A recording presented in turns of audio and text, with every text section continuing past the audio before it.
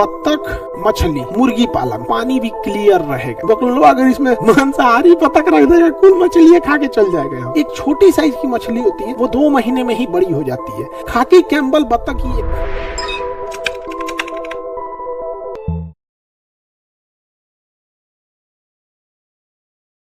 Integrated खेती, integrated इसे कहता है मिक्स्ड।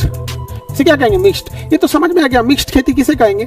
जब आप खेती भी कीजिए और पशुपालन भी कीजिए। क्या कीजिए? पशुपालन, पशुपालन भी कहे। लेकिन ये क्या होता है? समेकित कृषि या खेती के साथ साथ ये एक एडवांस टेक्नोलॉजी है। एडवांस टेक्नोलॉजी के तहत एक का वेस्ट पदार्थ दूसरे के लिए भोजन बन जाता है। एक का वेस्ट पदार्थ दूसरे के लिए भोजन बन जाता है। जैसे देखो, मछली जो होता है उसके शरीर को हाई प्रोटीन चाहिए, हाई प्रोटीन चाहिए। लेकिन मुर्गी जो होती है, सब मुर्गी का जो बीट होता है, जो टॉयलेट लेटरिन जो होता है मुर्गी का, वो बहुत ही ज्यादा हाई प्रोटीन मिनरल वाला होता है। तो जब हम उसमें डाल देते हैं तो मछली जो होती है वो उसको खा लेती है।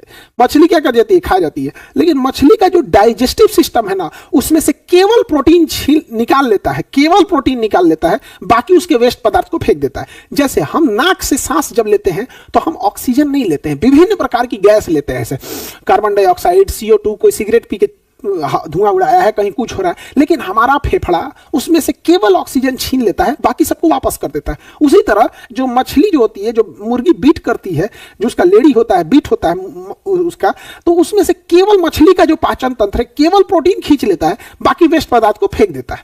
तो समेकित कृषि ऐसे ही होती है। जैसे आप देखिए, यहां पर हम समेकित खेती में क्या कर सकते हैं? मुर्गी पालन। कौन सा? मुर्गी, बत्तख, मछली। अब समझो क्या है, ध्यान से समझो। मुर्गी के साथ बत्तख या मुर्गी पाल लीजिए, उसके साथ क्या पाल ले? मछली। अब जैसे ये तालाब है, ध्यान से समझो, ये तालाब हो गया। ये क्या हो गया? तालाब। आप यहाँ पर बना दो मुर्गी के रहने वाला यहाँ बना दो, यहाँ खंभा डाल देते हैं यहाँ पे, ताकि ये स्ट्रक्चर इस तरह बना रहेगा। इसमें पानी है,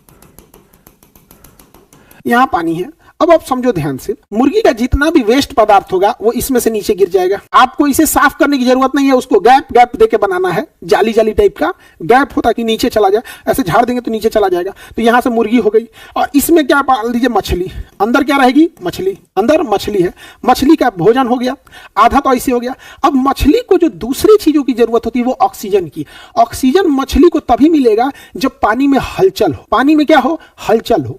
हलचल करने के लिए आप बतख पाल दीजिए। आप क्या पाल दीजिए? बतख। यहाँ पे बतख जो होते हैं सब ना, इसे पानी पसंद है। बतख जलीय जीव नहीं होते हैं, इसे पानी पसंद है। अच्छा, बतख में भी जो पीले रंग का बतख होता है ना, पुलिस की वर्दी की टाइप का होता है, खाकी कलर का, उसे खाकी कैम्बल कहते हैं। खाकी कैम्बल बतख जो होता है वो शाकाहारी भी रहेगा और वो अंडा भी ज्यादा देता है। शाकाहारी भी रहेगा और अंडा भी ज्यादा देगा, और बतख में बीमारी भी कम आएगी। तो इधर से जो बतख का वेस्ट पदार्थ होगा वो भी गिरेगा, और बतख जब पानी में चलेगा तो पनिया के नीचे वो तैरते हैं, ऐसे पैरवा मारते मारते ढेर सारे बतख चलेंगे सब, तो ऑक्सीजन की भी पूर्ति हो जाएगी। और बतख की एक खासियत होती है कि वो पानी में जितने हानिकारक कीड़े होते हैं, सब हानिकारक कीड़े, उसको बतखवा खा जाएगा। हानिकारक कीड़े को बतख खा जाएगा तो पानी भी क्लियर रहेगा। तो इसे क्या कहेंगे? समेकित खेती, इंटीग्रेटेड फार्मिंग। समेकित खेती या इंटीग्रेटेड फार्मिंग। और बतख सब में आप रेगुलर रहिएगा, चूना उना का छिड़काव कीजिएगा। आप देखिए, मुर्गी और बतख, इन दोनों के बैठने का जगह जो होता है वो साफ रहना चाहिए। तो जरूरी है कि आप इसे हर हफ्ते चूने का छिड़काव करें। चूना नहीं छिड़केंगे तो बीमारी आएगा। तो जैसे इस पे चूना छिड़केंगे तो चूना नीचे गिरेगा, और जैसे चूना पानी इसमें गिरेगा ऑक्सीजन बना देगा। चूना पानी में गिरते क्या बनाने लगेगा? ऑक्सीजन। तो जो हम चूना छिड़काव किए मुर्गी की सफाई के लिए, बतख के सफाई करने के लिए, जब वो चूना नीचे गिरेगा तो ऊपर तो सफाई भी कर दिया, और नीचे जैसे पानी में गिरेगा तो रिएक्शन करके चूना क्या बनाएगा? ऑक्सीजन बना देगा। तो मछली को ऑक्सीजन की भी पूर्ति हो गई।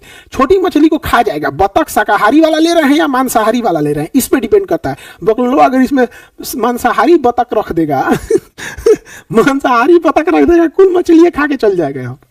नहीं समझे? आगे बढ़े। उसी को क्या कहते हैं? समेकित खेती। अब देखो, मछली जो होती है, मछली को तालाब का ढाल तिरछा चाहिए होता है, तो इसलिए तालाब का ढाल जब तिरछा बनाएंगे तो मछली के लिए अच्छा होता है। लेकिन तालाब का ढाल खड़ा बना दीजिएगा, खड़ा तालाब का ढाल बना दीजिएगा तो वहां झींगा के लिए अच्छा होता है।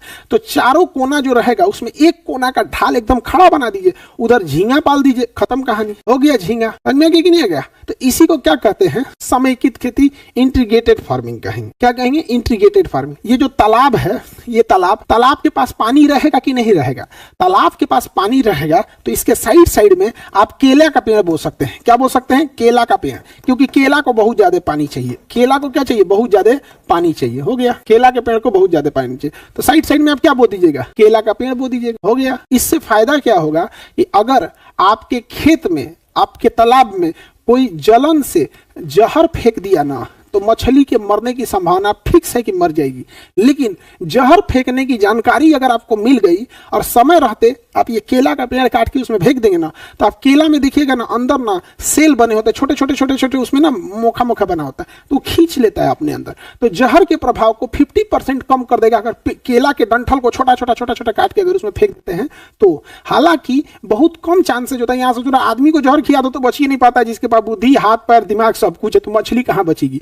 यही सब चीजें ना गांव में सबसे खराब लगती है, सबसे खराब लगती है। सर राजस्थान में ये नहीं हो सकता है? बिल्कुल हो सकता है राजस्थान में, बशर्ते, सुनिए ध्यान से, राजस्थान में करने के लिए तालाब जब आप खोदिएगा, तो जब आप तालाब खोदिएगा ना राजस्थान में, तो तालाब के नीचे प्लास्टिक बिछाइएगा, मोटा प्लास्टिक बिछाना पड़ेगा आपको तालाब के नीचे, ताकि पानी नीचे ना जा सके।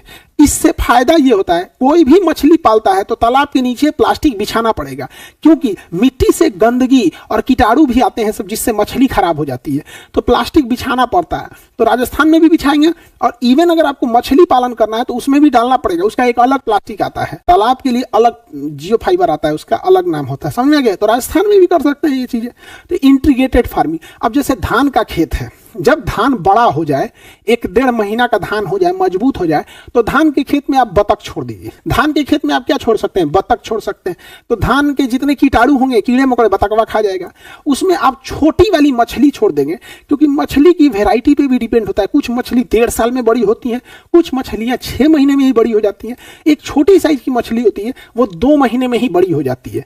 जबकि धान के खेत में प्रॉपर 2 महीना पानी लगा होना चाहिए। आपने जो धान की खेती किए हैं, अगर प्रॉपर 2 महीना धान की खेत में पानी नहीं है ना, तो आपका धान बर्बाद हो जाएगा। तो आप वो छोटका मछलियां डाल सकते हैं, एटलीस्ट जब तक 2 महीना में होगा और उसमें मछली आ जाएगी यहाँ पर। तो ये कई टाइप की होती है। सर बता